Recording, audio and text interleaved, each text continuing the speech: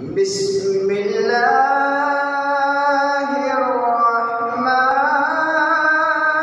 الرحيم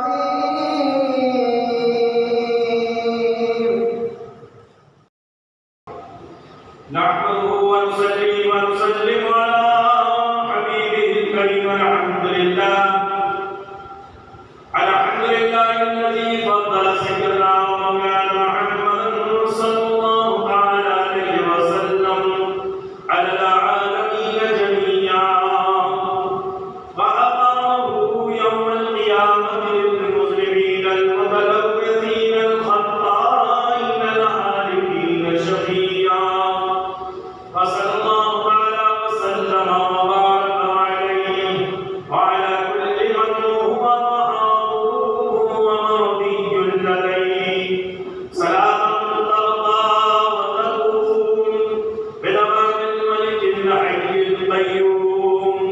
وأشهد أن لا إله إلا الله وحده لا شريك له، وأشهد أن سيدنا ومولانا محمدا عبده ورسوله صلى الله تعالى عليه وعلى آله وصحبه أجمعين. آج ہم جشن میلاد النبی صلی اللہ علیہ وسلم منا رہے ہیں۔ میلاد کے معنی پیدائش کے ہوتے ہیں، اس لیے آج میں ماہ ربیع الاول شریف میں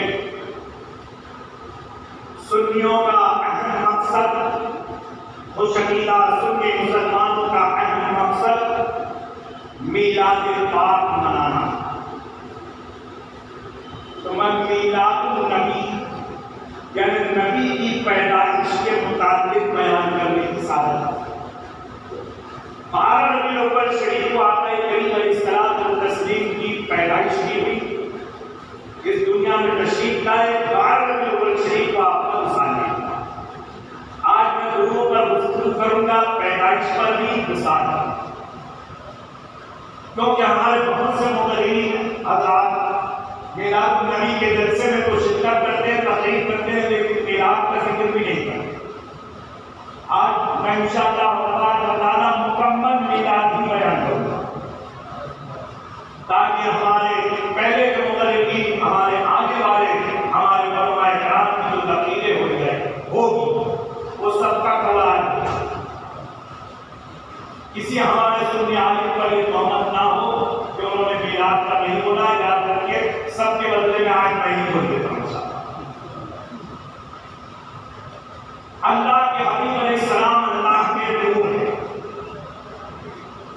جب حضرت آدم علیہ السلام کو اللہ نے پیدا فرمایا تو نور محمدی کو ان کی پیشانی میں رکھا، یہی نور پاک پیشانی میں رکھا، اور اسی نور پاک کے سجدہ کرنے کے لیے، تعظیم کرنے کے لیے اللہ نے فرشتوں کو حکم دیا، اسجدوا لآدم، آدم کو سجدہ کیا۔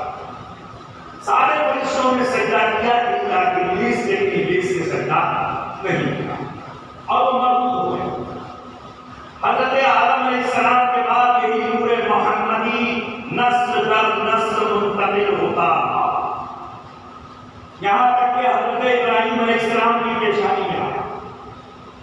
ابراہیم علیہ السلام کے بعد میں حضرت اسماعیل ذبیح اللہ کی پیشانی میں آیا، اور اس کے بعد میں پھر ان کے اولاد میں سے نسل در نسل یہ نور محمدی منتقل ہوتا ہوا حضور علیہ السلام کے پردادا حضرت ہاشم کی پیشانی میں آیا۔ میں حضرت ہاشم سے ذکر میلاد شروع کرتا ہوں۔ حضرت آقا علیہ السلام کے پردادا کا نام ہے ہاشم۔ ان کا نام تو ویسے عمرو تھا اور عمرو الاولیٰ نے کہا تھا، لیکن ہاشم کیوں کہا جاتا ہے؟ جس کی نسبت سے ہمارے آقا کو بھی ہاشمی کہا جاتا ہے، آقا کے اولاد پاک کو بھی ہاشمی کہا جاتا ہے۔ تو ہاشم کیوں ہوئے؟ عمرو الاولیٰ سے ہاشم کیوں ہوئے؟ تو تاریخ میں آتا ہے کہ حضرت ہاشم رضی اللہ تعالیٰ عنہ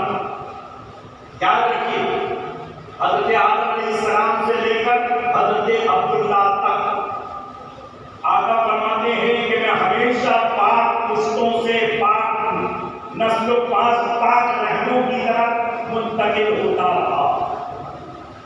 اور پاک کا مطلب یہ کہ ایمان والے ہی آپ کے سارے آبا و اجداد تھے. اس میں ایک بھی کافر نہیں تھا, ایک بھی مشرک نہیں تھا. اس لیے کہ قرآن کہتا ہے انما المشرکون نجس, مشرکین ناپاک ہیں. اور آقا فرماتے ہیں میں ہمیشہ پاک پشتوں سے پاک رحموں کی طرف یعنی پیٹ کی طرف منتقل ہوتا. تو مطلب یہ کہ آپ کے جتنے آبا و اجداد تھے سب مومن تھے,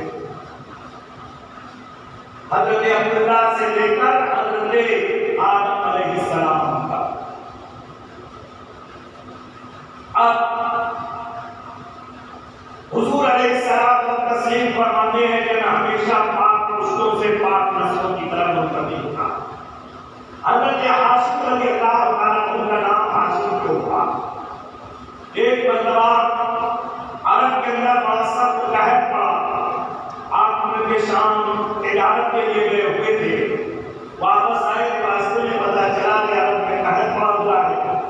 تو آپ نے بہت ساری روٹیاں خریدی, بورے میں بھر لیا, آٹا خریدا اسے بورے میں بھر لیا اور سب لے کر آپ مکہ مکرمہ آئے اور اونٹوں کو سوا کروایا اور اس کا گوشت تیار کیا, شوربہ تیار کیا, اور یہی روٹیوں کو شوربے میں ملا کر چور کر سرید بنایا. روٹی سالن کے اندر چور کر کھانا یہ سنت ہے. آج جو ہے تو ہم اس کو برا سمجھتے ہیں, اگر کوئی چھوڑ کر کھاتا ہے تو دیکھو کیسی حیثیت اس کی ہے. سالن کے اندر روٹی چھوڑ کر کھا رہے ہیں, اللہ نے محترم یہ کھانا سنت ہے. اور اس کو شریف کہا جاتا ہے. شریف آپ علیہ السلام نے بہت پسند کرا ہے. تو حضرت ہاشم نے روٹی کا ٹکڑا, ساری روٹیوں کا ٹکڑا چورا سالن میں اس کا شریف بنایا اور سارے مکہ والوں کی آپ نے کھاتی دی, یہاں تک کہ جب تک قحط جاری رہا اس وقت تک آپ کا دسترخوان نہیں اٹھا. اس دن سے آپ کو ہاشم یعنی روٹی کا چورا کر کے کھلانے والا کہا جاتا ہے. ہاشم کے معنی روٹیوں کا چورا کھلانے والا. اس دن سے آپ کو ہاشم کہا جاتا. حضرت ہاشم کی پیشانی میں نور محمدی جلوت تھا, اس لیے حضرت ہاشم کو جو کوئی عیسائی عالم یہودی عالم دیکھتے تو ہاتھ چومتے, اس نور محمدی کی تعظیم کرتے تھے, ہاتھ چومتے تھے. حضرت ہاشم اگر کسی جگہ سے گزرتے تھے تو جتنی چیزیں راستے میں آتی تھی سب تعظیماً تمام چیزیں آپ کو سجدہ کرتی. اور ہر ایک عیسائی یہودی عالم کی تمنا ہوتی کہ ہماری بیٹی کی شادی حضرت ہاشم کے ساتھ ہو جائے تاکہ یہ نور محمدی کا فیض ہمیں مل جائے.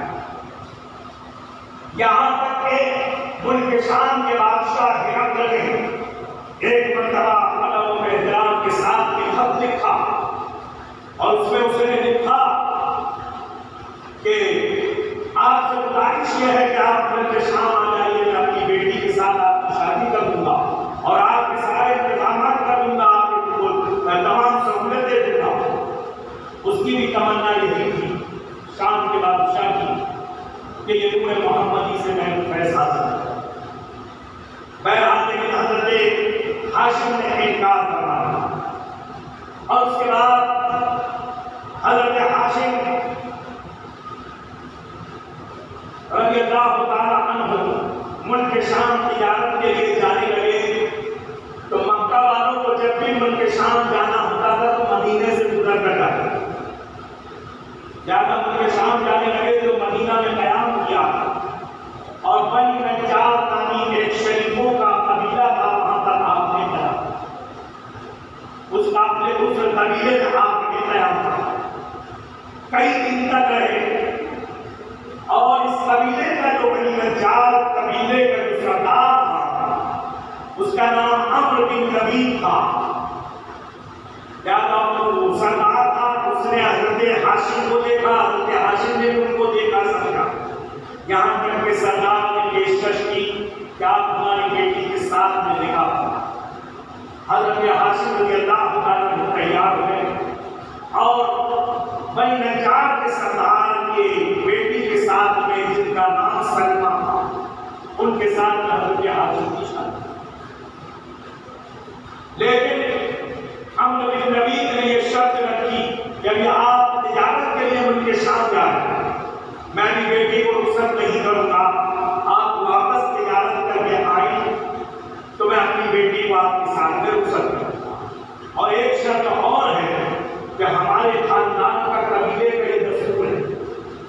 ہمارے خاندان میں یہ دستور ہے کہ جب ہمارے یہاں اپنی بیٹی کو پہلی ولادت ہوتی ہے، یعنی بیٹی کے یہاں پہلا بچہ جب جنم لیتا ہے تو ڈیلیوری یعنی ولادت یہ ماں باپ کے گھر میں ہوتی ہے۔ آج بھی کچھ لوگوں کے ابھی بھی ہے کہ پہلی ڈیلیوری ماں کیا ہوتی، یہ اس وقت بھی دستور تھا قبیلہ بنی نجار، تو انہوں نے یہ شرط رکھا کہ ہماری بیٹی کی جب پہلی ولادت کا وقت ہو تو ماں باپ کے گھر میں آپ نے منظور کر لیا، تجارت کے لیے گئے، تجارت کر کے واپس آئے اور اپنی بیوی کو لے کر مکہ مکرمہ آئے۔ یہاں پر اللہ تبارک و تعالیٰ نے امید پیدا فرمائی ہے، یعنی بچے کی امید ہوئی، اور جب 9 مہینہ قریب ہوا تو حضرت ہاشم اپنی بیوی سلمہ کو لے کر مدینہ منورہ کے ماں باپ کے یہاں پر لا کر چھوڑ دیا، اور اس کے بعد ملک کے شام تجارت کے لیے چلے۔ لیکن قدرت خدا قدوس کی مشیت کچھ اور تھی۔ ملک شام جانے کے بعد حضرت ہاشم کا ملک شام ہی میں انتقال ہو گیا۔ ملک شام کے شہر بصرہ نامی شہر میں حضرت ہاشم رضی اللہ تعالیٰ کا مزار وطن ہوا۔ ادھر حضرت ہاشم نے یہاں پر حضرت عبد المطلب رضی اللہ تعالیٰ عنہ کی پیدائش حضور کے دادا۔ اب چونکہ بعد کا انتقال ہو چکا تھا ملک شام میں، لہذا حضرت عبد المطلب کا نام ان کے نانا نانی نے شیبہ رکھا۔ شیبہ بولتے بوڑھے، آپ کا نام بوڑھا اس لیے رکھا گیا کہ جب آپ کی پیدائش ہوئی حضرت عبد المطلب کی پیدائش ہوئی تو ان کے سر کے کچھ بال سفید تھے، اس لیے ان کا نام شیبہ رکھا۔ بہرحال وہیں پر پرورش ہوئی۔ اب شیبہ سے یہ عبد المطلب کیسے بنے، یہ بھی بڑا دلچسپ ہے۔ شیبہ سے عبد المطلب کیسے ہوئے؟ روایت میں آتا ہے کہ جب آپ عمر شریف 7 یا 8 سال کی تھی، جب تک آپ درمیان میں رہے، ایک مرتبہ مکہ مکرمہ سے ایک شخص حارث نام کا مدینہ آیا، اس نے وہ اس محلے سے گزرا جہاں پر حضرت عبد المطلب کا درمیان تھا، وہاں سے گزرا تو بچوں کو کھیلتا ہوا دیکھا، ایک نورانی شکل والا بچہ بھی کھیل رہا تھا۔ وہ کون تھے؟ عبد المطلب۔ نورانی بچہ بھی کھیل رہا تھا بچوں کے ساتھ میں اور تیر چلا رہا تھا۔ جب اس کا تیر نشانے پر پہنچ جاتا تو کہتا تھا انا ابن ہاشم، انا ابن سید البطحاء، میں ہاشم کا بیٹا ہوں، میں مکہ کے سردار کا بیٹا ہوں۔ اب وہ چونکہ وہ شخص حارث نامی شخص جانتا تھا کہ ہاشم کو زیادہ دیکھنے لگا، جب چہرہ دیکھا تو سمجھ گیا کہ واقعی یہ حضرت ہاشم کا بیٹا تھا۔ لہٰذا مکہ گیا اور جانے کے بعد میں حضرت عبد المطلب کے چچا جن کا نام مطلب تھا، ان کے چچا کا نام مطلب تھا، ان سے ملاقات حارث نے کیا اور کہنے لگا کہ دیکھو میں نے تمہارے بھتیجے کو وہاں پر کھیلتے ہوئے دیکھا، اس کی بڑی نورانی پیشانی ہے اور وہ کہتا ہے الگ اعلان کہ میں ہاشم کا بیٹا ہوں، میں مکہ کے سردار کا بیٹا ہوں۔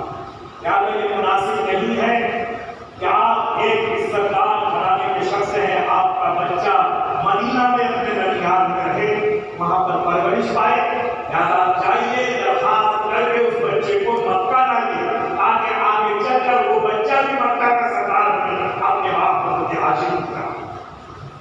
حضرت محترم، جو حضرت عبد المطلب کے چچا مطلب تھے، یہ گئے مدینہ طیبہ، ان کے والدین ان کے نانا نانی کو تیار کیا، وہ لوگ بھی راضی ہو گئے کہ ٹھیک ہم اجازت دیتے ہیں۔ ان کی والدہ بھی حضرت سلمہ بھی راضی ہو گئی بیٹے کو جدا کرنے کے لیے، اور سب نے یہی کہا کہ ہماری یہی خواہش ہے کہ آپ اپنے خاندان کے مطابق اس کو تربیت کریں تاکہ آگے چل کر یہ بھی عرب کا سردار بن جائے۔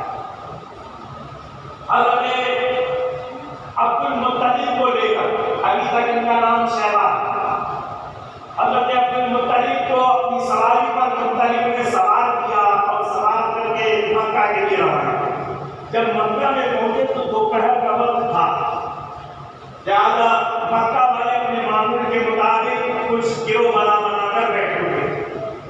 جیسے مطلب کو دیکھا کہ ان کے سامنے حسین و جمیل بیٹا بھی ہے، سواری پر ساتھ میں بیٹھا ہوا ہے، تو پوچھا مطلب یہ لڑکا کون ہے؟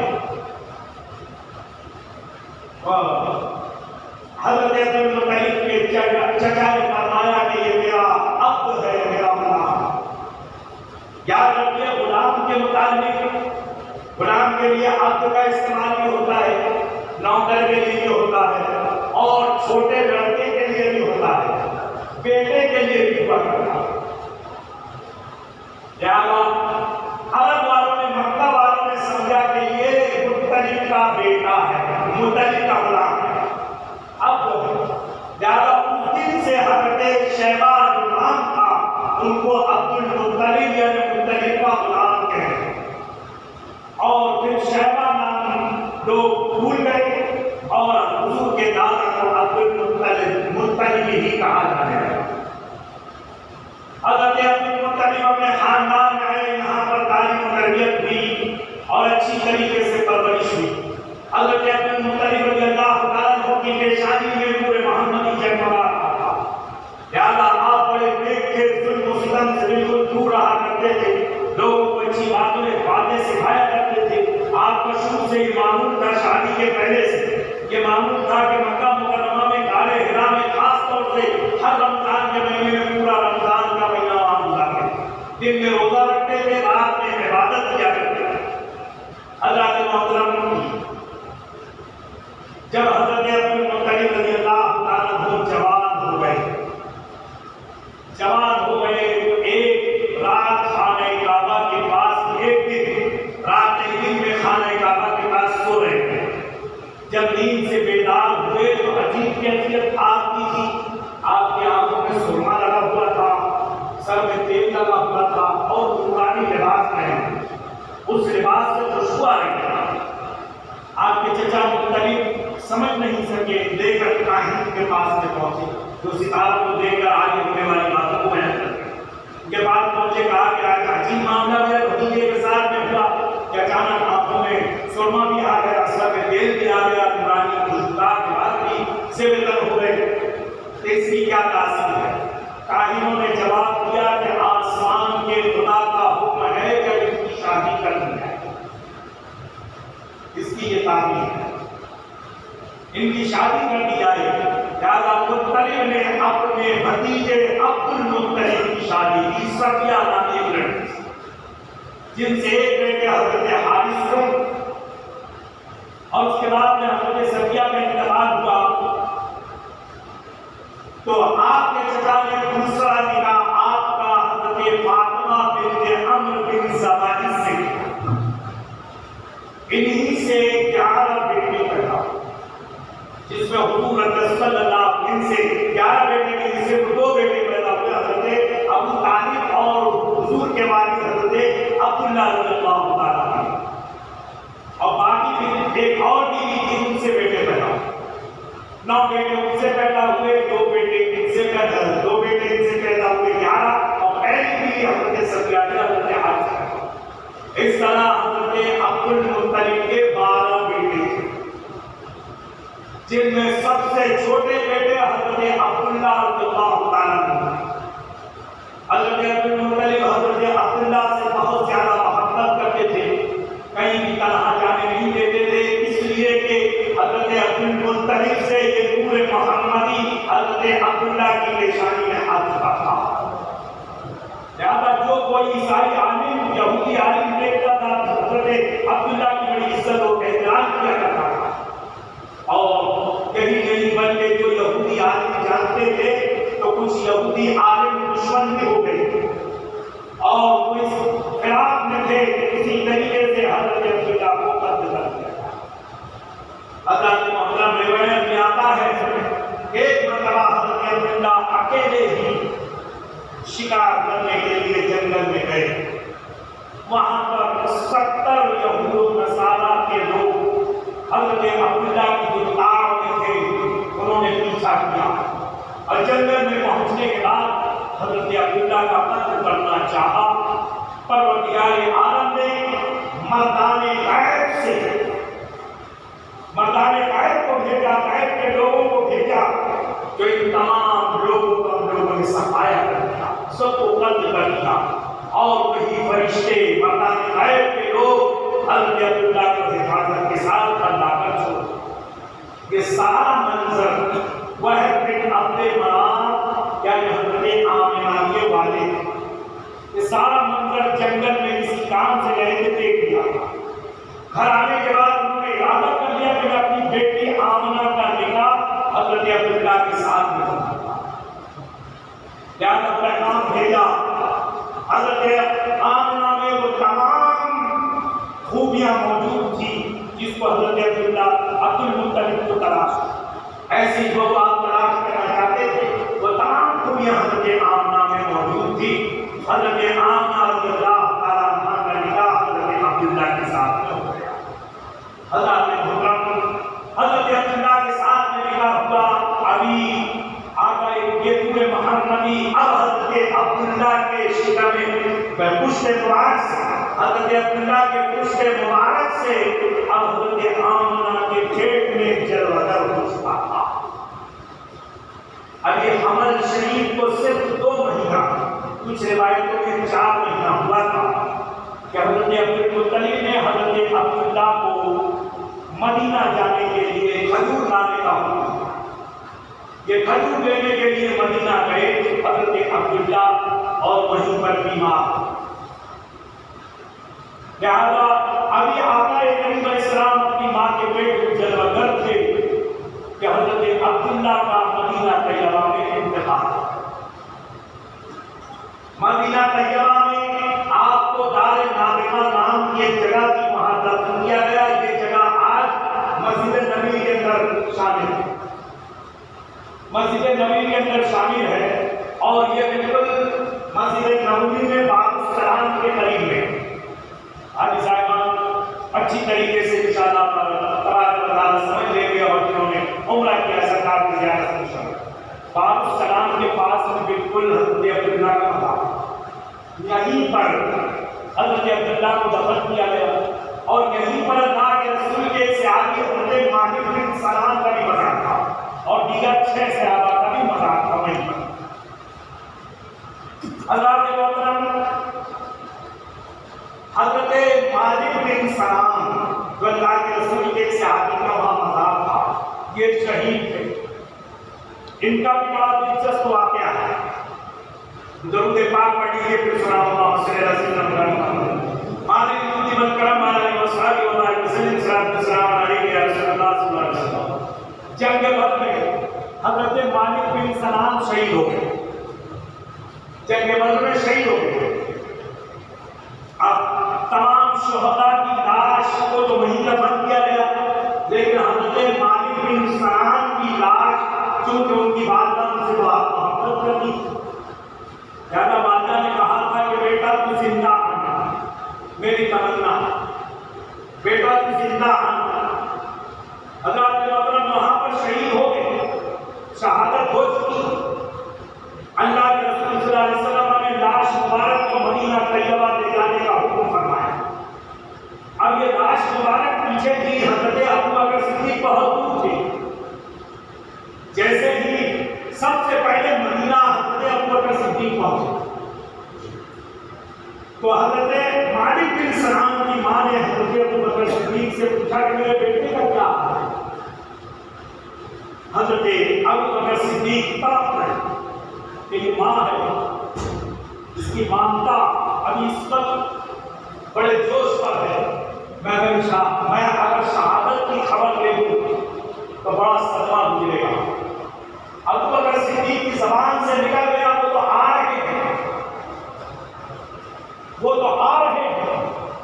بھائی اتنا کہا ہی تھا کہ مدینہ کے قریب مالک بن سنان کی لاش مبارک پہنچی تو حضرت ابوبکر صدیق کی بات جھوٹا ثابت ہو، اس کے لیے اللہ تبارک و تعالیٰ نے دوبارہ مالک بن سنان کو زندہ کر، اور زندہ ہو کر مالک بن سنان مدینہ پہنچے، ماں کی زیارت کیا، ماں سے ملاقات کیا، ماں نے بیٹے کو دیکھا، بلائیں دی، دعائیں دی، اس کے بعد مالک امام السلام کے پاس مالک بن سلام کو دفن کیا گیا. یہاں پر 6 اور سیالی تھے. حضرت عبداللہ کا بھی مزار تھا. ایسے ہی 8 مزارات تھے عبداللہ کو مزار. 1978 تک یہ مزار وہاں پر سلامت تھا. اب 1978 میں جب سعودی حکومت نے مسجد نبوی کی توسیع کرنے کے لیے فرمان جاری کیا اور اس کے اندر یہ فرمان جاری ہوا کہ تمام قبریں جو مسجد نبوی کی توسیع میں آ رہی ہیں ان کو جنت البقیع میں منتقل کر دیا. یعنی اس وقت کی حکومت اگر جنت کی حکومت اس وقت نہیں تھی لیکن ان کو یقین تھا کہ صحابہ کرام کے مزار ہیں. صحابہ کرام کے مزار نہ جانے اندر زندہ ہیں یا ختم ہو گئے. اللہ کے محترم نے کہا کہ قبر کو منتقل کر دیا جائے ورنہ یہ فرمان بھی جاری کر سکتے تھے سب قبریں برابر کر دی جائے. اللہ کے محترم نے آیت میں آتا 1978 میں جب یہ 8 قبروں کو کھولا گیا تو حضرت عبداللہ سمیت سب کا جسم مبارک بالکل تر و تازہ تھا 1400 سال گزرنے کے بعد.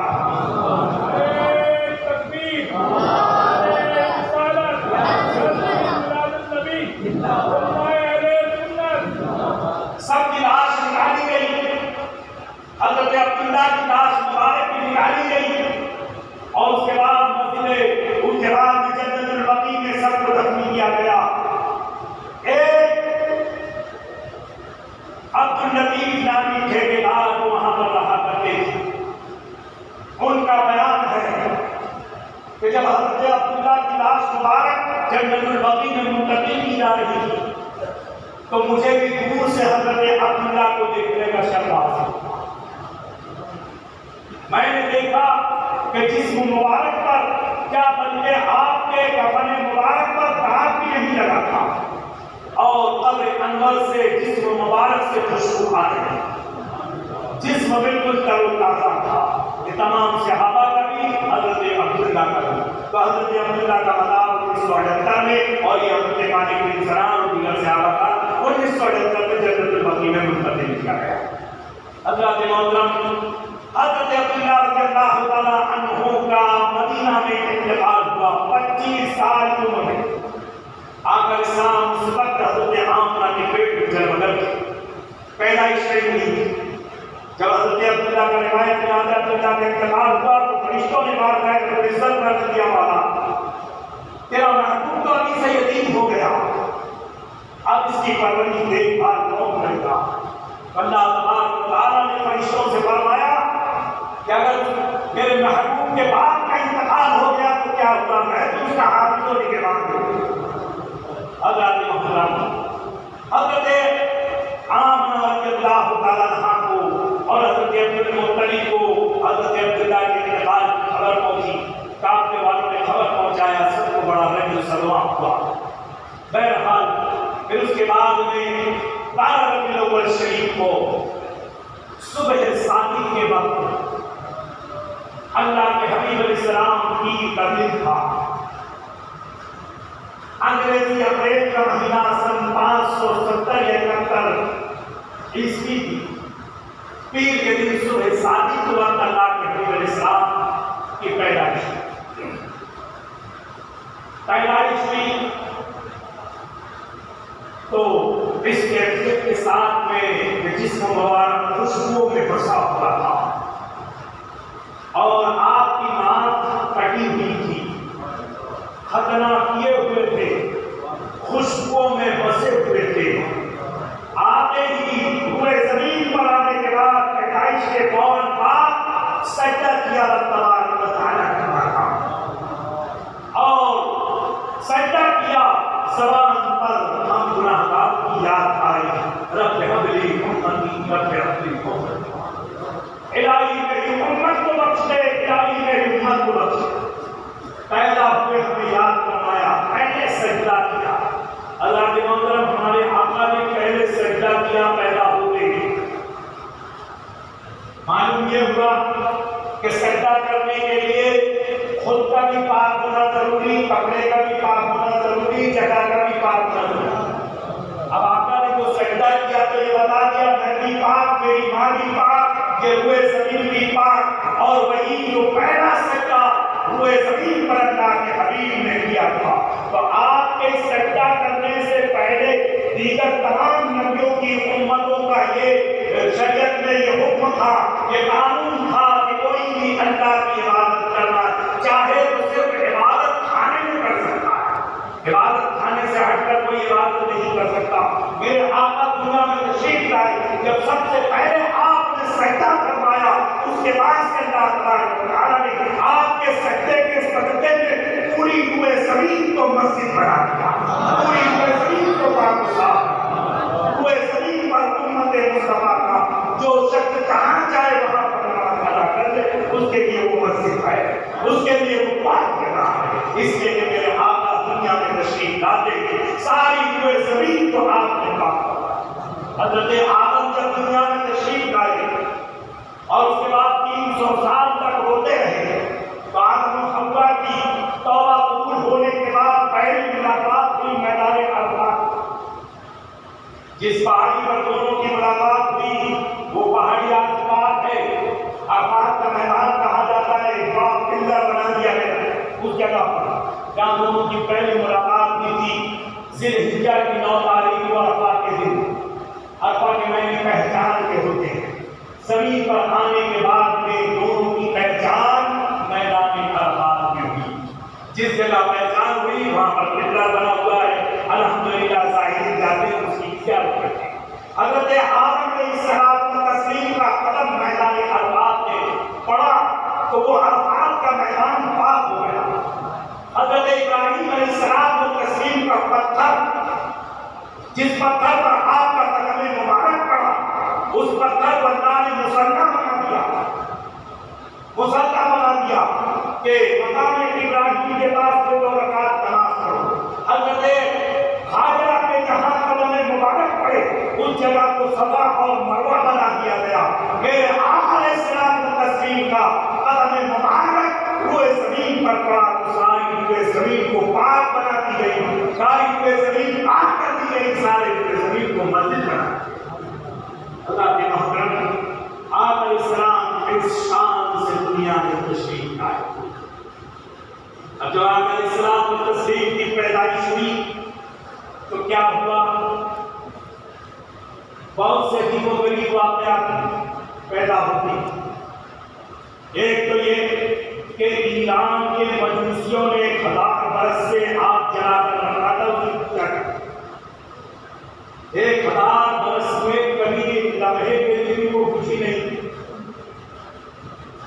1000 برس سے جل رہی تھی، لیکن آقا جیسے ہی تشریف لائے خود بخود کو آگ بجھائی، بغیر کسی بجھائے، کسی کے بجھائے بجھے۔ ایک ندی تھی بہی رہے صحابہ، یہ بڑی جوش و خروش کے ساتھ میں بہتی تھی۔ آقا علیہ السلام جب تشریف لائے تو خود بخود یہ سن رہے، اور ایک دریا تھا جس کو دریائے سماوا کہا جاتا، یہ 1000 برس پہلے آقا کے تشریف لانے سے 1000 برس پہلے بہت بڑی ندی تھی، لیکن اس کا پانی سوکھ گیا تھا۔ آقا تشریف لائے دوبارہ پانی جاری ہو گیا، اور ایران کے بادشاہ کسرا جس کو کہا جاتا ہے، ایران کے بادشاہ نے ایک عالیشان محل بنایا تھا، بہت دولت خرچ کر دی، اور اس وقت نوشیروان کی حکومت ایران میں، نوشیروان نے بڑا پیسہ خرچ کیا تھا، اور جیسے ہی آقا علیہ السلام کی پیدائش ہوئی تو اچانک زلزلہ آیا اور اس کے محل کے 14 کمرے گر گئے۔ یہ محل اتنا مضبوط بنایا تھا کہ آج تک یہ موجود ہے، اور جو 14 کمرے گرے تھے وہ بھی کمرے کے نشان میں بھی موجود ہے، 14 کمرے گر چکے تھے۔ اس کا مطلب یہ تھا کہ اس کے یہ 14ویں بادشاہ سے اب اس حکومت کا خاتمہ ہو جائے گا، اس لیے 14 کمرے ہی گرے۔ 14ویں بادشاہ پر کسرا کی حکومت ختم ہو۔ حضرات محترم، جب کسرا کے محل میں یہ زلزلہ ہے اور 14 کمرے گر گئے تو نوشیروان بڑا گھبرا گیا، فکر مند ہوا، اس نے اپنے علاقے میں سلطنت کو بلایا اور کہنے لگا کہ آخر معلوم کرو کہ یہ 14 کمرے کیوں گے، اور میرے دل پر بڑی گھبراہٹ تاری ہے کہ آخر ایسا کیوں ہوا۔ لہٰذا جتنے بھی اس کی سلطنت میں کاہن تھے جو ستاروں کو دیکھ کر آگے ہونے والی باتیں بیان کرتے تھے، وہ سب اپنے اپنے ماننے والے جس کو مانتے تھے جو وہ کاہن کی بات کر رہے تھے۔ اس زمانے میں یہ تمام کاہنوں کا ایک سردار تھا جس کا نام سطیع تھا۔ یہ بڑا عظیم الخلقت تھا۔ کیسا تھا؟ یہ کاہنوں کا سردار، اس کے جسم پر ہڈی سے وہ کھوپڑی پر تھی اور انگلیوں پر تھی، باقی پورا گوشت کا نکلا، اور اس کا منہ سینے پر تھا، سینے پر تھا۔ جب اس کو کہیں لے کر جانا ہوتا تو ایک کپڑے میں اس کی گٹھڑی بنائی جاتی اور اسی گٹھڑی کو ناپ کر لے کر جاتا۔ جب اس سے کچھ پوچھنا ہوتا تھا تو اس کو خوب ہلایا جاتا، جب وہ خوب ہلایا جاتا تھا تو گرم ہوتا تھا، اس میں گرمی آتی تھی، اور گرمی آتی تو پھر وہ سنتا تھا اور اس کا جواب دیتا تھا۔ ایسا کاہن تھا۔ زیادہ اس سطیع کے پاس بھی لوگ گئے تو اس وقت اس کی عمر 600 سال کی ہو چکی، 600 سال کی، اور نظر کے عالم میں تھا، یعنی مرنے والا تھا۔ اب گئے، جا کر خوب اس کو ہلایا اور نوشیروان کا سلام پیش کیا، ساری باتیں بیان کی گئی، لیکن وہ ٹس سے مسئلہ تھا۔ اور اس کے بعد میں پھر یہ 14 کنکرے کا منہدم ہونا اور زلزلے کا ہونا، یہ سب باتیں اشعار کے اندر نوشیروان ایک آدمی نے بیان کرنا شروع کیا، اور خوب زور زور سے ہلا ہلا کر وہ اشعار گئے تو اس میں تھوڑی حرکت آئی۔ تو اس نے کیا جواب دیا اس کا کہ جب ایران کی 1000 برس سے جلائی ہوئی آگ بجھ جائے اور ساوا ندی سوکھ جائے، سماوا ندی جاری ہو جائے، اس وقت قرآن کی تلاوت ہونے لگے گی، وہ صاحب عصا یا عصا، صاحب عصا کا ظہور ہوگا، یہ صاحب قرآن میں ہوں گے، ان پر قرآن نازل ہوگا، اور اس وقت پھر ایمان والے دنیا میں پیدا ہو جائیں گے اور سطیع مر جائے گا۔ اتنا کہا ہی تھا تو مر گئے۔ اللہ نے ہوتا اس نے اس کی تعبیر بیان کر دی اور بتا دیا کہ اللہ کے حبیب علیہ السلام تشریف لا چکے ہیں، اس لیے ایران کی آگ بھی بجھ گئی، سماوا ندی جاری ہو گئی، ساوا ندی بجھ گئے، بہن سوکھ گئی۔ اللہ نے محترم اور اس کے بعد ایک جملہ اس نے کہا کہ سطیع بھی مر جائے گا، کیا سطیع بھی مر جائے گا۔ اللہ نے محترم بہرحال اللہ کے حبیب علیہ السلام کی دنیا میں تشریف لائے تو بہت سے عجائبات اور غرائب کا ذوق ہوا۔ سرکار کی پیدائش ہوئی، سب سے پہلے آپ کے چچا ابو لہب کی کنیز جس کا نام سویبہ تھا، بہت سے لوگ صوبیہ ہوتے یہ صوبیہ نہیں تھا، سویبہ تھا، سویبہ تھا۔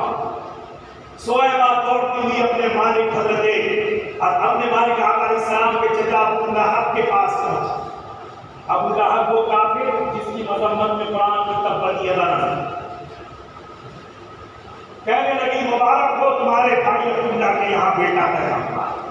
ابو لہب بھتیجے کی پیدائش میں بڑا خوش ہوا، اللہ کے محبوب کی پیدائش پر نہیں، اللہ کے رسول کی پیدائش پر نہیں، اللہ کے نبی کی پیدائش پر نہیں، اپنے بھتیجے کی پیدائش پر خوش ہوا، اور خوش ہونے کے بعد اپنے سیدھے ہاتھ میں انگلی کا اشارہ کیا کہ میں تجھ کو آزاد کرتا ہوں، اس کی خوشی میں جا بچے کو دودھ پلا۔ لہٰذا حضرت سویبہ رضی اللہ تعالیٰ عنہا آئی اور حضور علیہ السلام کو سب سے پہلے دودھ پلایا۔ پیدائش کے بعد سب سے پہلے حضرت سویبہ نے دودھ پلایا، اس کے بعد حضرت آمنہ نے 7 دن تک دودھ پلایا، پھر اس کے بعد حضرت حلیمہ سعدیہ رضی اللہ تعالیٰ عنہا دودھ پلانے کے لیے گئے۔ حضرات محترم جو ابو لہب نے بھتیجے کی پیدائش پر انگلی کے اشارے سے زبیدہ کو آزاد کیا تھا. اس کا یہ بدلہ ملا کہ جب اس کا انتقال ہو گیا تو خاندان کے بزرگ نے خواب میں دیکھا پوچھا تیرا کیا حال ہے؟ کہا کہ بہت عذاب میں مبتلا ہوا، لیکن پیر کے دن میں نے جس انگلی کے اشارے سے زبیدہ کو آزاد کیا تھا اس انگلی کے ذریعے مجھے کچھ کھلا دیا تھا. اللہ کے محترم، ابو لہب جیسا کافر اگر بھتیجے کی پیدائش پر خوشی منائے تو اسے یہ بدلہ ملے گا، اور اگر ہم اللہ کے رسول، اللہ کے محبوب، اللہ کے حبیب کے پیدائش کی خوشی پر منائے تو کیوں نہیں اللہ تبارک و تعالیٰ سے اجر و ثواب. اللہ کے محترم، اس کے بعد حضرت حلیمہ سعدیہ لے کر گئی، دودھ پلایا، بہت سے عجائب و غرائب عجیب و غریب واقعات درپیش ہوئے، اور اس کے بعد دودھ پلانے کی مدت جب ختم ہو گئی تو لا کر حضرت آمنہ کے حوالے کر دیا. حضرت آمنہ کے زیر کفالت لے کر آقا علیہ السلام نے پرورش پائی. اب حضرت آقا کریم علیہ الصلوۃ والتسلیم اپنی ماں حضرت آمنہ کے زیر کفالت تھے. آپ کی عمر شریف 5 یا 6 سال کی تھی کہ حضرت آمنہ نے اپنے سسر حضرت عبدالمطلب سے اجازت دی کہ میں مدینہ جانا چاہتی ہوں اور حضرت عبداللہ کے مزار کی زیارت کرنا چاہتی ہوں، اپنے بیٹے کو بھی میں مزار کی زیارت کروانا چاہتی ہوں. حضرت عبدالمطلب نے اجازت دے دیا. حضرت عبدالمطلب نے اجازت دے دیا. حضرت آمنہ نے اپنے بیٹے کو ساتھ میں لیا. اپنی قمیص جن کا نام ام ایمن تھا ان کو بھی ساتھ میں لیا. یہ تینوں مدینہ منورہ کے لیے روانہ. مدینہ جس وقت پہنچے تو مدینہ میں وہی حضرت عبداللہ کے درمیان مدینہ جار میں آپ نے بیان کیا، اور مقصد یہی تھا عبداللہ کے مزار پر ہاتھ نہیں دینا. آقا اسلام کی بھی پہلی حاضری تھی اپنے والد کے مزار پر، لہذا والد کے مزار کے ہاتھ کی ہوئی، اور اس کے بعد کچھ دن تک رہے تو ایک یہودی عالم کی نظر آپ پر پڑی. آقا علیہ السلام پوچھا، دیکھا، پوچھنے لگا کہ ماں اس ہوگا یا غلام، اے شہزادے تمہارا نام کیا ہے؟ آپ نے فرمایا اسم محمد صلی اللہ علیہ وسلم، میرا نام محمد صلی اللہ علیہ وسلم ہے. اتنا سننا تھا کہ وہ یہودی عالم جو تھا وہ تڑپ گئے اور کہنے لگا کہ شہزادے ذرا تمہارے دونوں کاندھوں کے بیچ میں نشان بتاؤ، کچھ نشان ہے؟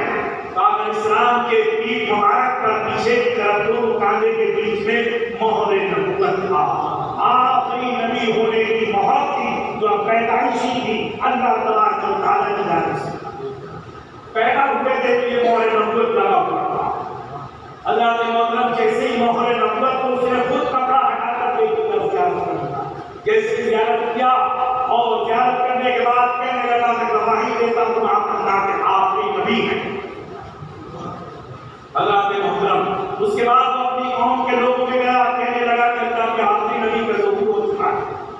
اگرچہ انہوں نے اعلان نبوت نہیں کیا لیکن ابھی 5-6 سال کی عمر ہے. میں نے اس نبی کی زیارت کی ہے. لوگوں نے پوچھا کہاں ہے، پتہ بتایا گیا ہے. لہٰذا یہودی جو حضرت آقا کی زیارت کے لیے مدینہ میں آئے.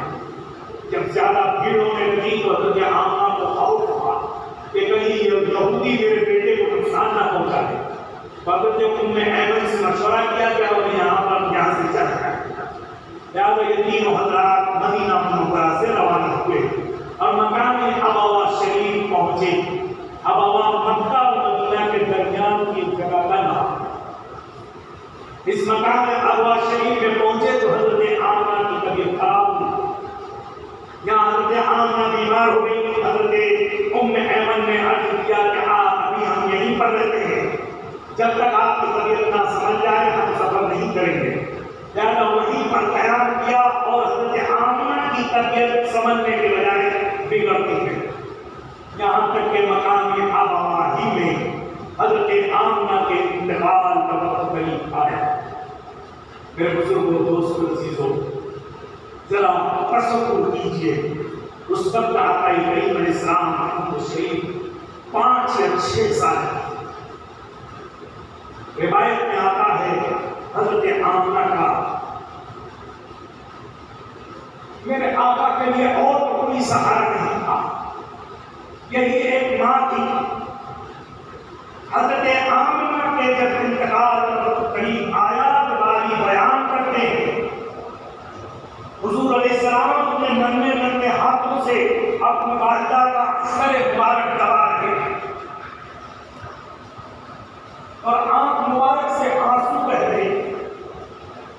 जब आंसू के कतरात हज़रत आमना के गुस्सारे मुबारक पर लगे, हज़रत आमना ने आंखें खोली और अपने दुपट्टे की अपने ओढ़नी के पल्लों से कोने से अपने हाथ कांपते हुए हाथों से अपने बेटे के आंखों से निकलते हुए उस आंसू को पोंछा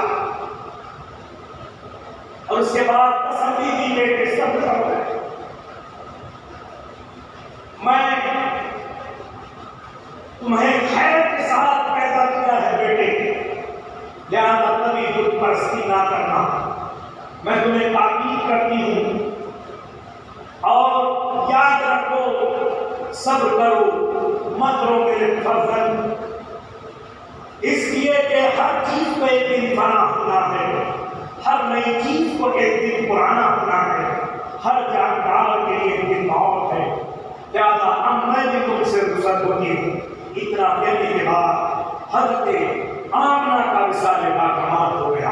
अंदाजा लगाइए, मेरे आका की शरीफ से तो 5 या 6 साल की थी, साथ में कोई नहीं था, जो उम्मे अहमद साथ में गए जम्मा के साथ में मकाम अव्वल से जब लौटे मदीना तैयबा मक्का मुकर्रमा तो सिर्फ हज़रत उम्मे अहमद साथ में थी और कोई नहीं था। किस जिगर के साथ अपनी माँ की मुकद्दस कब्र मुबारक से जुदा होकर आका करीम अलैहिस्सलाम और तस्लीम मदीना के मक्का मुकर्रमा आए थे। अंदाजा लगाइए, हज़रत मोहतरम हज़रत आमना के इंतकाल की खबर हज़रत अब्दुल मुत्तलिब को पहुंची, बड़े गमगीन हुए और अब यहाँ से आका करीम अलैहिस्सलाम अपने दादा हज़रत अब्दुल मुत्तलिब के परवरिश में उनके ज़िम्मे परवरिश हो गई और हज़रत अब्दुल मुत्तलिब आका करीम अलैहिस्सलाम की परवरिश कर 8 साल की उम्र शरीफ हुई तो दादा अब्दुल मुत्तलिब का भी इंतकाल हो गया। उसके बाद में आपके दादा अब्दुल मुत्तलिब ने फरमाया, साल के वक्त इंतकाल के वक्त फरमाया कि बेटे तुम्हारे जितने चचा हैं बताओ किसके पास तुम रहना चाहते। तो आका अलैहिस्सलाम हज़रत अबू तालिब से बहुत मोहब्बत करते थे, इसलिए कि हज़रत अब्दुल्ला और हज़रत अबू तालिब दोनों एक ही मां से पैदा होते हैं और अबू तालिब भी सरकार से बहुत मोहब्बत करते थे। इसलिए आका अलैहिस्सलाम ने अर्ज़ किया, दादा जान मैं चचा अबू तालिब के साथ में रहूंगा। याद अबू तालिब को बनाकर उनके सुपुर्द किया। हज़रत अब्दुल मुत्तलिब का इंतकाल हुआ। हज़रत अब्दुल मुत्तलिब के इंतकाल के बाद अबू तालिब ने आपकी परवरिश की और उसके बाद हज़रत मोहतरम फिर और भी वाक़यात हैं। बहरहाल आका करीम अलैहिस्सलाम का तस्लीम ने 25 साल की उम्र में पहला निकाह हज़रत खदीजतुल कुबरा से फरमाया, 40 साल की उम्र में ऐलान नबूवत फरमाया, ज़ाहिरी 63 साल की उम्र शरीफ आपने पाई और आपका 63 साल की उम्र में विसाल। अब पहले आपके वालिदैन करीमैन के मुताबिक मैं बयान करूं। आज हमारे सुन्नी मुसलमान भी इससे गाफिल हैं कि हज़रत आका करीम अलैहिस्सलाम के वालिदैन करीमैन का हज़रत अब्दुल्ला हज़रत आमना के मुताबिक बहुत कम तवज्जो देते। याद रखिए, ये दोनों के ईमान वाले होने के बारे में उलमा का इख्तिलाफ है, लेकिन ज़्यादातर बड़े बड़े अकाबिर उलमा इकराम ने अपनी किताबों में तो लिखा तो दोनों को ईमान वाला रखा कि दोनों मोमिन और मोमिन ही नहीं, दोनों सहाबी हैं। कैसे सहाबी थे? उम्मुल मोमिनीन हज़रत आयशा सिद्दीक़ा रज़ियल्लाहु तआला अन्हा बयान फरमाती हैं कि हजरत विदा के मौके पर आका अलैहिस्सलाम के साथ में थी। जब हजूर नामी पहाड़ी के पास से हम लोगों का गुजर हुआ तो हुजूर अलैहिस्सलाम उस पहाड़ी पर तशरीफ ले गए। इसी ایسی پہاڑی پر حضرت آمنہ کا مزار تھا۔ آقا علیہ السلام حضرت عائشہ بیان کرتی ہے کہ اس وقت آقا علیہ السلام پہاڑی پر جانے سے پہلے بڑے رنجیدہ کرتی تھی، یہاں تک کہ رونے لگے تو آقا کو روتا ہوا دیکھ کر میں بھی رونے لگا۔ اور اس کے بعد آقا علیہ السلام اسی پہاڑ کی گھاٹی پر گئے اور جب وہاں سے واپس تشریف لائے تو آپ مسکراتے نظر آئے۔ میں نے عرض کیا آقا میرے ماں باپ آپ پر قربان، ابھی آپ گئے تو رنجیدہ غمگین تھے، واپس آئے تو مسکراتے ہوئے تشریف لائے، وجہ کیا ہے؟ آپ نے فرمایا کہ میں اپنی ماں حضرت آمنہ کے مدار مقامات پر گیا، وہاں جا کر میں نے دعا کی مالک و مولا میرے ماں باپ دونوں کو تو زندہ فرما دے تاکہ دونوں کلمہ پڑھ کر مشرف اسلام ہو جائے۔ اللہ نے میری دعا کو قبول فرما لیا، میری ماں قبر سے باہر آئی، میں نے کلمہ پڑھایا، انہوں نے میری زیارت کیا اور اس کے بعد واپس میری بات قبر میں چلی گئی۔ ایسے ہی حضرت عائشہ بیان کرتی ہے ایک موقع پر حضور علیہ السلام مدینہ طیبہ گئے تو حضرت عبداللہ کے مزار پر گئے، حضرت عبداللہ کے لیے دعا کی مالک و مولا تو میرے والد کو زندہ فرما دے تاکہ وہ کلمہ پڑھ لے۔ لہٰذا آپ کے والد ماجد، آپ نے یہ دعا کی، والد ماجد قبر سے باہر تشریف آئے، آقا علیہ السلام نے کلمہ پڑھایا، لہٰذا حضرت عبداللہ بھی حضور کے سیاح ہوئے اور حضرت آمنہ بھی حضور کے سیاح ہوئے۔ آپ کے والدین کریمین دونوں اللہ کے رسول کے نہ صرف ایمان والے ہیں، مومن مومنہ ہیں، بلکہ اللہ کے رسول کے صحابی ہیں، حضرت عبداللہ اور حضرت آمنہ صحابیہ ہیں۔ لہٰذا سنی مسلمانوں کے لیے ضروری ہے کہ دونوں کو صحابی مانیں، اللہ کے رسول کا صحابی مانیں، اللہ کے محترم تو دونوں ایمان والے بھی دونوں صحابی۔ اب آقا علیہ السلام و تسلیم کے مثال پاک کمال کے متعلق ہی چند باتیں سماعت کرنا۔ میں نے عرض کیا کہ 12 ربیع الاول شریف کو اس دن بھی پیر کا دن تھا اور 12 ربیع الاول شریف کو آپ کا وصال تھا۔ طبیعت کب خراب ہوئی؟ حالات کب شروع ہوئی؟ طبیعت خراب ہوئی 23 سفر مظفر سے، سفر کی 23 تاریخ سے آپ کی طبیعت خراب ہوئی۔ اب اسی میں جو ہے تو ہم آخری خود مناتے ہیں، پہلے بہت دھوم سے منایا جاتا تھا، آخری خود منایا جاتا تھا کہ سفر کے آخری خود کو حضور کو شفا ملی، جب کیسا نہیں کہ اس سفر سے بیماری شروع ہوئی اور سفر کے آخری خود کو تو آپ اور زیادہ بیمار ہوئے، یا تو یہ آخری خود کرنا جائز نہیں ہے، پھر الحمدللہ جہان سے تو یہ حل نہیں ہو۔ آخری وقت سفر مظفر کے آپ کی طبیعت بہت زیادہ خراب ہوئی اور اس کے بعد یہ طبیعت کی حرارت آپ کی بڑھتی گئی۔ حضرت محترم وصال کا وقت قریب آیا، حضرت بلال کو بلایا، بلال جاؤ مدینہ میں اعلان کرو کہ آج اللہ کا رسول تمہیں آخری وصیت کرنے والا، جمع ہو جاؤ۔ تب سب لوگ مسجد نبوی میں جو جس حالت میں تھا، دکان چھوڑ کر، مکان کھلا ہوا چھوڑ کر، سب کے سب دوڑے ہوئے مسجد نبوی میں آئے کہ آج اللہ کے رسول آخری وصیت فرمائی ہے۔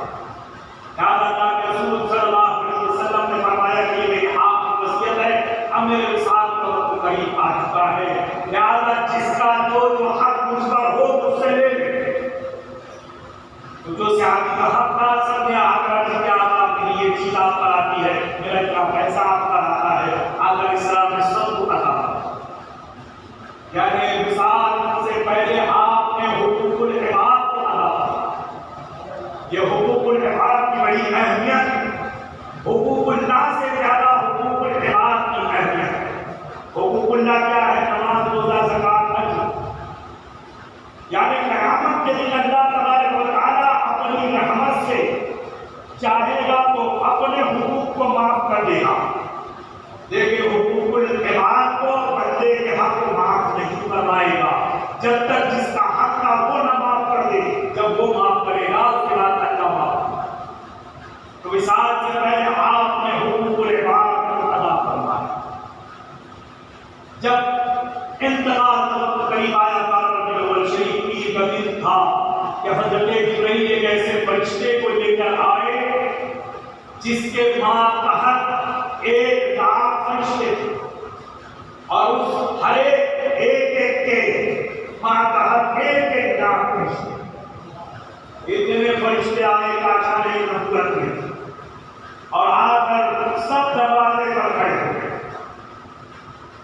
جبرائیل کو آرڈر تھا، فل اجازت تھی کہ آ سکتے ہو، لیکن آقا علیہ السلام کو تسلیم کی حیات ظاہری تک جبرائیل کو ڈائریکٹ آتے رہے۔ اس کے بعد میں بے اجازت جبرائیل بھی جس کے گھر جاتے نہیں، قبر والے جانتے ہیں قبر شان اہل بیت کے گھر میں پھر جبرائیل بغیر اجازت نہیں جائے۔ اس وقت جبرائیل بغیر اجازت اندر تشریف لے گئے، آپس میں ملاقات، عرض کیا اللہ کے حکم سے ایک فرشتہ آپ کے پاس میں آیا ہے، اجازت طلب کرتا ہے آنے کی۔ آج آپ سے پہلے اس فرشتے نے آنے کی اجازت کسی سے طلب نہیں کی، نہ آپ کے بعد قیامت تک کسی سے طلب کرے گا۔ یہ کون تھا؟ ملک الموت۔ یہ تو کسی کی اجازت کی ہمیں ضرورت نہیں، صرف انہوں نے اندر آنے کی اجازت لیا تو حضرت آقا علیہ السلام اور تسلیم کے مثال باقامات کے بعد جبرائیل نے عرض کیا کہ آپ اجازت دے تو میں قرآن معاملہ نے فرمایا ملک الموت علیہ السلام نے فرمایا یہ تمام فرشتے بھی آئے، اس نے سلام پیش کیا، آپ نے سلام کا جواب دیا، پوچھا کیسے آنا ہوا، عرض کیا یا رسول اللہ اللہ تبارک و تعالیٰ کے حکم سے میں آیا ہوں، اگر آپ حکم دیں تو میں آپ کی حکم کا شکر دوں، اگر آپ کا حکم نہ ہو تو میں نہیں کر سکتا۔ سبحان اللہ۔ ملک الموت علیہ السلام آقا کی بارگاہ میں کس طرح حیرت ہے۔ یہ سننے کے بعد اللہ کے رسول نے فرمایا کہ اللہ نے ایسا ہی حکم دیا ہے کہ جو میں کہوں وہ ہوگا۔ اب کیا ہاں یا رسول اللہ، اللہ نے ایسا ہی حکم دیا۔ اتنا سننے کے بعد آقا علیہ السلام نے جبرائیل سے پوچھا جبرائیل تمہارا کیا خیال ہے؟ جبرائیل نے عرض کیا یا رسول اللہ تعالیٰ آپ سے ملاقات کرنے کا مشتاق ہے۔ اللہ کے رسول نے جب یہ سنا تو فرمایا ٹھیک ہے، جو اللہ کا حکم ہے تو وہ کرو۔ لہٰذا بڑی آسانی کے ساتھ ملک الموت علیہ السلام نے حضور علیہ السلام کو تسلیم کی ہوئے نوار کو بند کر دیا۔ اب سرکار کا مثال باقامات ہوا تو غسل دیا جانے لگا،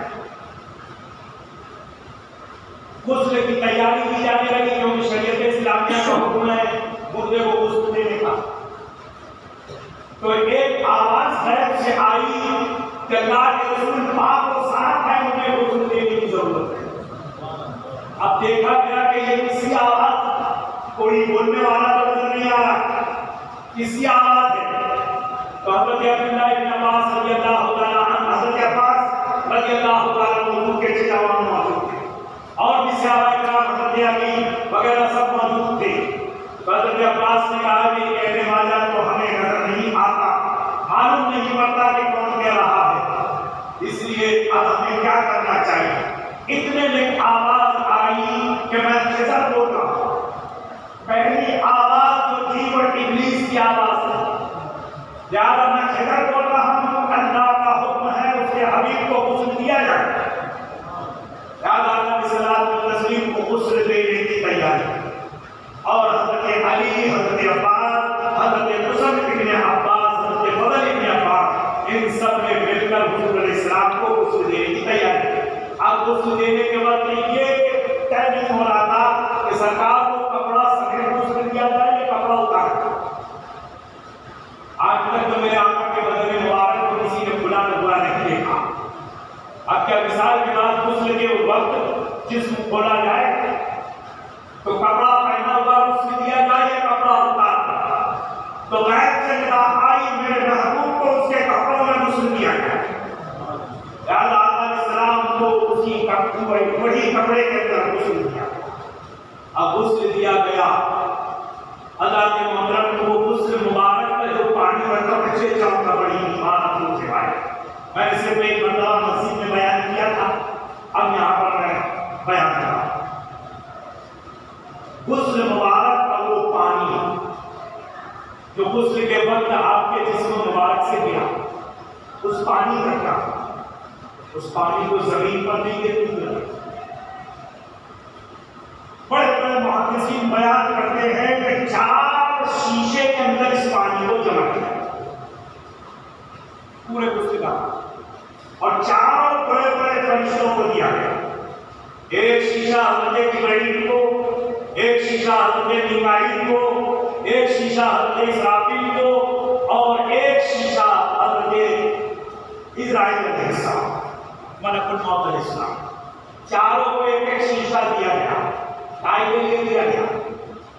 ڈھائی بیان کرتے ہیں ملک الموت علیہ السلام کو پانی کا شیشہ اس لیے دیا گیا کہ جب مومن کے انتقال کا وقت قریب آئے تو ایک قطرہ اس میں کا پانی اس مومن کے منہ میں ڈال دیا جائے تاکہ موت کے وقت میں آسانی سے روح قبض ہو جائے۔ انسان کے بعد بھی میرے آقا کا کیسا فیض جانا ہے، اس سے مبارک کے پانی کا بھی کیا فیض ہے۔ اب اچھے طور پر ایمان افروز سے بھائی، ملک الموت علیہ السلام کو اس لیے دیا گیا کہ جب مومن کے امت مصطفیٰ کے کسی شخص کا انتقال آئے تو ایک قطرہ اس سے ڈال دیا جائے تاکہ آسانی کے ساتھ حضرت میکائیل علیہ السلام کو اس لیے دیا گیا کہ جب مومن کو قبر میں رکھا جائے، منکر نکیر آئے تو ایک قطرہ پانی اس کے منہ میں ڈال دیا جائے اس مومن کے، تاکہ منکر نکیر کے سوال کا جواب مومن آسانی سے دے۔ حضرت اسرافیل علیہ السلام کو اس لیے دیا گیا کہ جب قیامت کا منظر ہو، نفسی نفسی کا عالم ہو، ہر شخص خوف احراس میں مبتلا ہو، اور اس وقت رب تبارک و تعالی جلال میں ہو، حضرات محترم زمین تانبے کی ہو جائے، پسینہ کے اعمال بندے کے اعمال کے مطابق ہو، سورج سر کے بالکل قریب ہو جائے، اس وقت خوف و ہراس کا جب عالم ہوگا تو اس وقت اسرافیل کو حکم ہوگا کہ سارے مومن کے جسم پر، مومن کے چہرے پر پانی کا ایک ایک قطرہ چھڑک دیا جائے تاکہ اس کا خوف و ہراس ختم ہو جائے۔ اب بچا جبرائیل کا پانی، جبرائیل کے پاس جو شیشہ تھا وہ پانی کیا ہوگا؟ روایت میں آتا ہے کہ جب جنتی جنت میں جائیں گے تو جنتیوں کو سب سے بڑا انعام جو ملے گا دیدار خداوندی ہوگا۔ اللہ تبارک و تعالیٰ کا دیدار جنتی کرے گا، یہی سب سے بڑا جنتی کے لیے انعام ہوگا۔ پروردگار عالم اپنے حبیب کے صدقے میں، محبوبین کے صدقے میں ہمیں یہ شرف عطا فرمائے، جنت الفردوس عطا فرمائے، آقا کا اس کے محبوبین کا پڑوس عطا فرمائے۔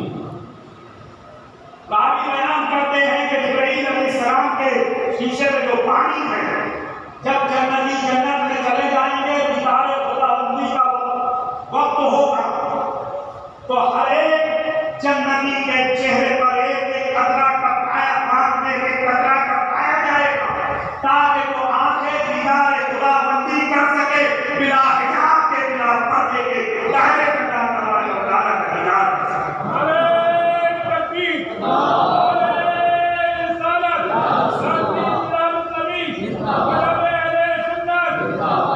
کیونکہ بغیر حجاب کے بھلا اللہ کا دیدار کوئی کر سکتا ہے۔ یہ تو آقا علیہ السلام کی آنکھ مبارک کا اعجاز تھا کہ معراج کی رات میں بغیر حجاب آپ نے سر کی آنکھوں سے رب کا دیدار کیا، ورنہ موسیٰ علیہ السلام کا کیا حال ہوا؟ وہ ایک طور پر جب خداوندی دیکھا تو دیدار خداوندی کا شوق ہوا، عرض کیا، قرآن کہتا ہے رب ارنی انظر الہی میں تجھے دیکھنا چاہتا۔ اللہ نے فرمایا لن ترانی، تو مجھ کو ہرگز نہیں دیکھ سکتا۔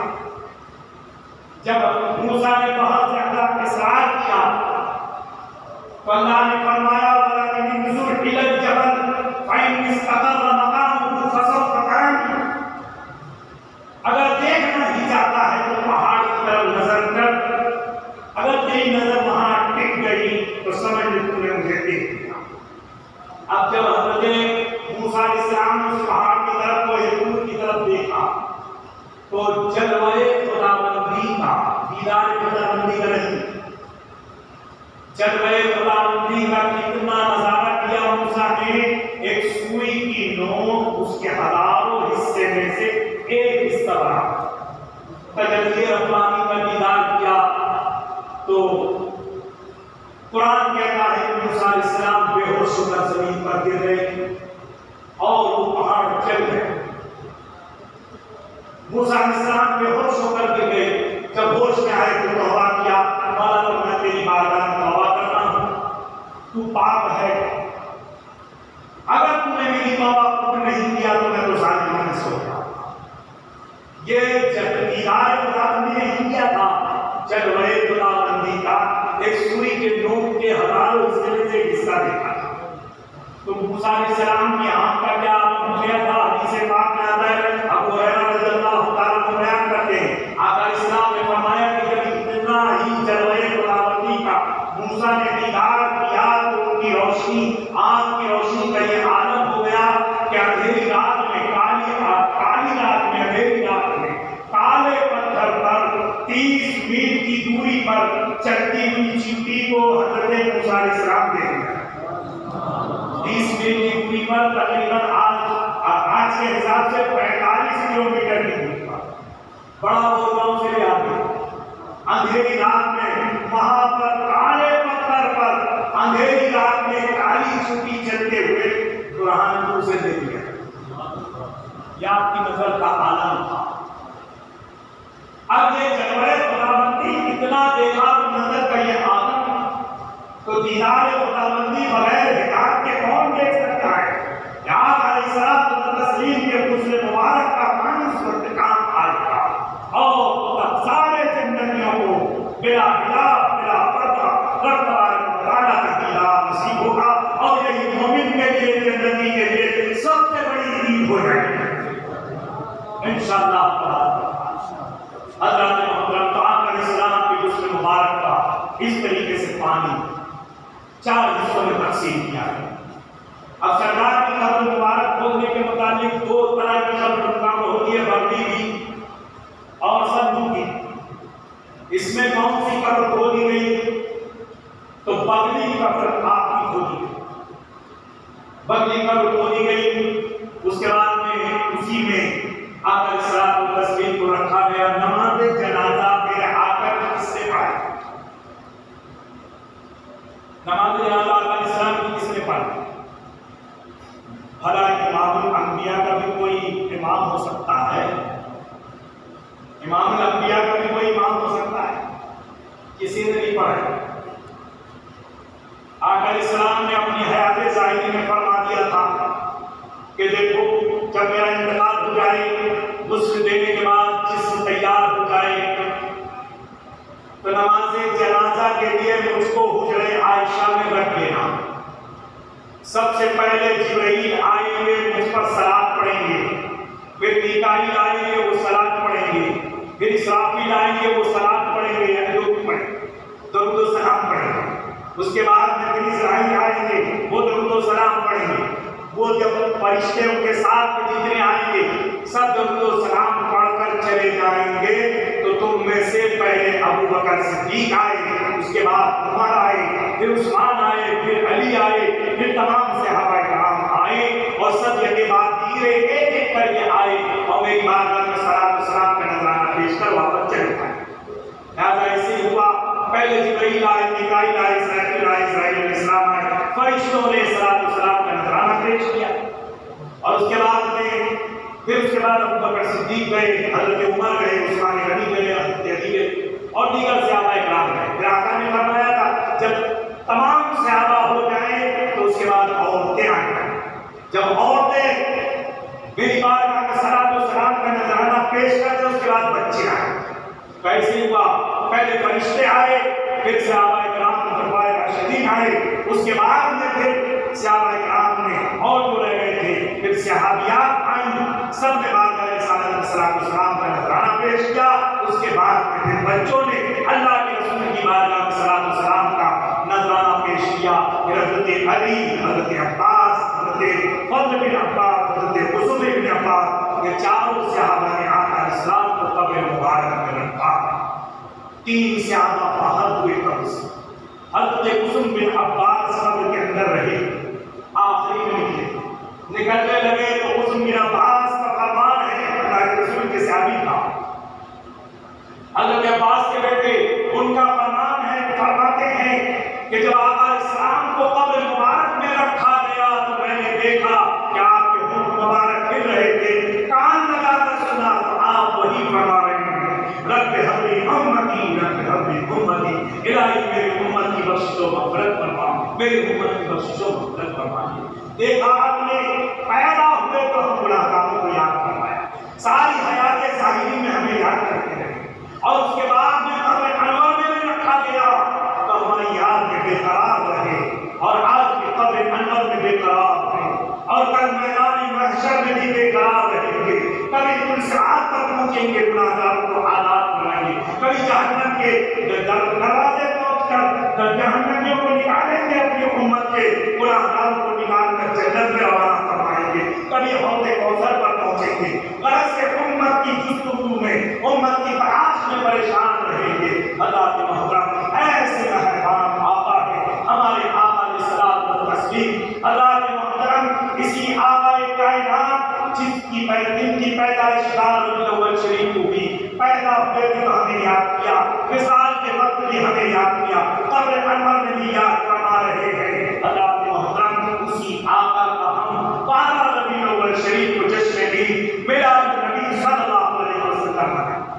آقا کا یہ احسان ہے، جو احسان کو سمجھنے والا ہے، اپنے محسن کے احسان کو جو سمجھنے والا ہے، وہی 12 ربیع الاول شریف منانے والا ہے، وہی جشن میلاد النبی منانے والا ہے۔ جو احسان فراموش ہے وہ اس کو نہ جانے شرک بدعت اور نہ جانے کیا کیا کہتا ہے، یہ احسان فراموش ہے۔ اور ظاہر سی بات ہے کہ وہ تو امت مصطفیٰ ہی میں شامل نہیں، غلام مصطفیٰ تو ہم لوگ ہیں۔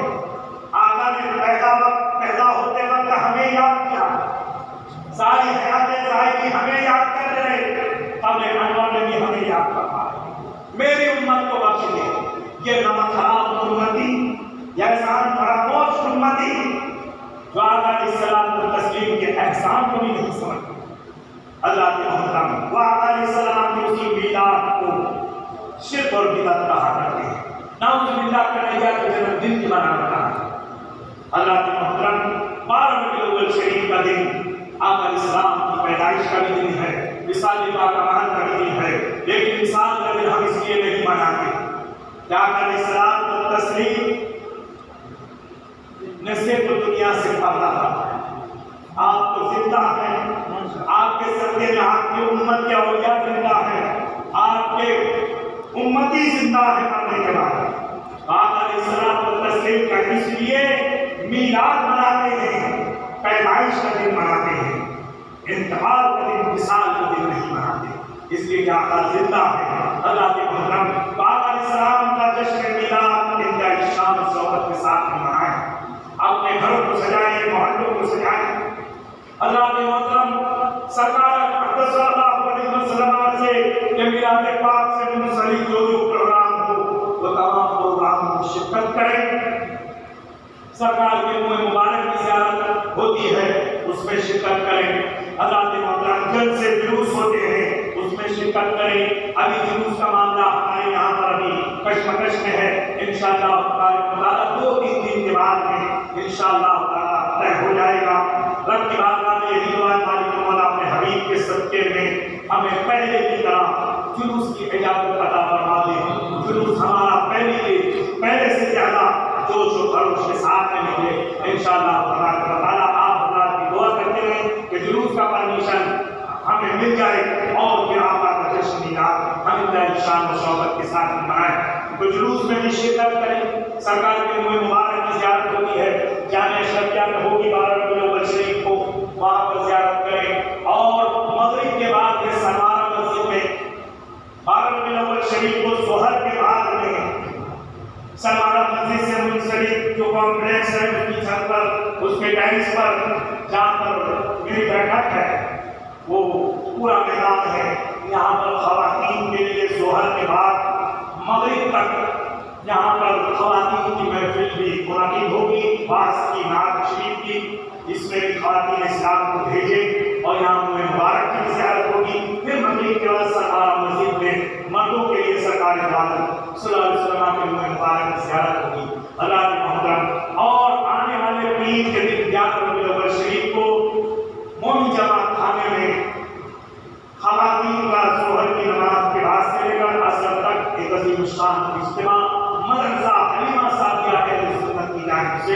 منعقد ہوگا، اس میں بھی سرکار کے کوئی مبارک کی زیارت خواتین اسلام کو کروائی جائے گی، لہٰذا اس جلسے میں بھی خواتین اسلام کو بھیجے اور جلسے میں بھی بھیجے ہوئے مبارک کی زیارت کے لیے۔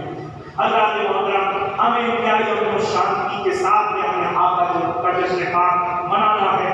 جھنڈے لگانا یہ حضرت جبرائیل علیہ السلام کی سنت ہے۔ آقا کی جب پیدائش ہوئی تو 3 جھنڈے لے کر آپ آسمان سے نازل ہوئے، اور 3 جھنڈے میں ایک خانہ کعبہ پر، ایک پورے سینا پر، ایک آپ نے بیت المقدس پر لہرایا تھا۔ حضرت محترم، آقا کی پیدائش میں جھنڈے لہرانا جبرائیل علیہ السلام کی سنت ہے، جھنڈے بھی لگائیں، لیکن حضرت محترم اپنے جھنڈوں کو لگائیں تو ایسی جگہ نہ لگائیں جہاں پہ ادبی ہونے کا ڈر۔ بہت سے لوگ راستے میں چلتے چلتے کھمبے میں باندھ دیتے ہیں اور پھر بعد میں اس کی طرف دھیان نہیں دیتے، اب اس میں کلمہ لکھا رہتا ہے، گنبد خضرا رہتا ہے، یا اولیاء کرام کے مزارات کے فوٹو لگے رہتے ہیں۔ اللہ کے محترم وہی زمین پر گر جاتا ہے یا کوئی ٹرک وغیرہ جاتا ہے اور اسی کے ساتھ وہ چلا جاتا ہے تو وہ لوگ اس کی بے حرمتی کرتے ہیں۔ اس لیے جھنڈے لگائیں تو اپنے گھروں کی چھت پر، ایسے چلتے ہوئے راستے میں کھمبوں پر، بجلی کے کھمبوں پر نہ لگائیں کہ بے ادبی ہونے کا ڈر ہو، اپنے گھروں پر لگائیں، اور لگانے کے بعد بہتر یہ ہے کہ 12 ربیع الاول شریف کے رات میں ادب و احترام کے ساتھ جیسے لگائیں ویسے اس کو اتار دیں، یا جہاں جہاں لگاتے ہیں وہاں پر ادب و احترام کے ساتھ اس کو اتار دیں، یعنی اس پرچم کا بھی، اس جھنڈے کا بھی ہمیں ادب و احترام کرنا چاہیے۔ حضرات محترم، اس میں کبھی بھی کہیں پر بھی جشن میلاد مناتے ہوئے کسی بھی اللہ تبارک و تعالیٰ کی مخلوق کے ساتھ میں ایسا برتاؤ نہ ہو جو اس کو تکلیف پہنچائے۔ اللہ کی کسی بھی مخلوق کو تکلیف ہمارے جشن میلاد منانے کے سبب نہیں ہونا چاہیے، اس لیے جہاں پر رحمت للعالمین کا جشن مناتے ہیں کسی کو تکلیف نہیں پہنچانا کوئی کا راستہ ہے، راستے میں اس طریقے سے کوئی ایسا مجمع اکٹھا نہ کرے، خلاف اشارہ کوئی کام نہ کرے، اور آج کل جو ہے تو محرم میں بڑے بڑے ڈی جے رکھ دیے جاتے ہیں، خوب دھوم سے قوالی ہوتی ہے، اس قوالی ہو یا نعت شریف ہو، حضرات محترم یہ بجانے کی ضرورت نہیں، اس سے آپ کے پڑوس میں کوئی بیمار بھی ہوگا جس سے ڈی جے کی آواز سے اس کو تکلیف ہو۔ خواتین نماز بھی ادا کرتی ہیں، اللہ کا ذکر بھی کرتی ہیں، تو ان کو بھی اللہ کا ذکر کرنے میں، نماز پڑھنے میں تکلیف ہو، اور کسی بیمار کا دل دکھے، بیمار کو تکلیف ہو، یہ میرے آقا نے ایسا نہیں فرمایا ہے۔ ایسا کر کے ہم آقا کا جشن میلاد منا کر آقا کو خوش نہیں کر سکتے، بلکہ شریعت اسلامیہ کی روشنی میں جشن میلاد النبی منائیں کہ کسی کو، اللہ کی مخلوق کو کوئی تکلیف نہ پہنچے۔ اگر اس شان کے ساتھ کہ ہم جشن میلاد منائیں تو یقیناً اس سے اللہ بھی راضی ہوگا، اللہ کا رسول بھی راضی ہوگا۔ میرے آقا اسلام کو خواب میں ایک بزرگ نے دیکھا اور کیا یا رسول اللہ صلی اللہ علیہ وسلم، ہم لوگ جو 12 ربیع الاول شریف کو آپ کے آمد کی خوشی مناتے ہیں، آقا کیا آپ اس سے خوش ہیں؟ تو آقا اسلام نے فرمایا جو ہم سے خوش ہوتا ہے ہم اس سے خوش ہوتے ہیں، جو ہم سے خوش ہوتا ہے ہم اس سے خوش ہوتے ہیں۔ اس طرح آقا کو خوش کریں، کسی بیمار کا دل دکھا کر، کسی پڑوسی کا دل دکھا کر، اس سے آپ آقا اسلام کو خوش نہیں کر سکتے، اس سے آقا اسلام خوش نہیں ہوں گے۔ کام کو کیجیے جس سے اللہ بھی راضی رہے، اللہ کا رسول بھی راضی رہے، پروردگار عالم شریعت مطہرہ کی روشنی میں۔ اور اس کے ساتھ ہی ساتھ ہمیں ہندوستان کے آئین کا بھی، قانون کا بھی پالن کرنا ہے، ہندوستان کے قانون کا بھی پالن کرنا ہے، حکومت کی جو گائیڈ لائن ہو اس کا بھی حکم ہمیں ماننا ہے۔ ہمارے آقا نے یہی حکم دیا ہے کہ اپنے وطن سے محبت کرو، یہ ایمان میں شامل ہے۔ اللہ کے محترم، لہٰذا جو حکمران ہے اس کے حکم کو بھی ماننا چاہیے۔ ہندوستان میں ہم رہتے ہیں کہ ہندوستان کے آئین کا بھی پالن کریں، اس کے قانون کا بھی پالن کریں، اس کے قانون کے خلاف ورزی ہمیں نہیں کرنا چاہیے۔ پروردگار عالم اس شان سے ہمیں جشن میلاد منانے کی توفیق عطا فرمائے جس سے رب بھی راضی رہے، رب کا محبوب بھی راضی رہے، اور جب یہ دونوں راضی رہیں گے تو یقیناً ہمارا جشن میلاد النبی منانا دنیا میں بھی کام کام آئے گا اور آخرت میں بھی کام آئے گا. یہ کس طرح لطیف و بینا تمام ہے جو کچھ بیان ہوا تھا سے بات تھا. باقی الحمدللہ.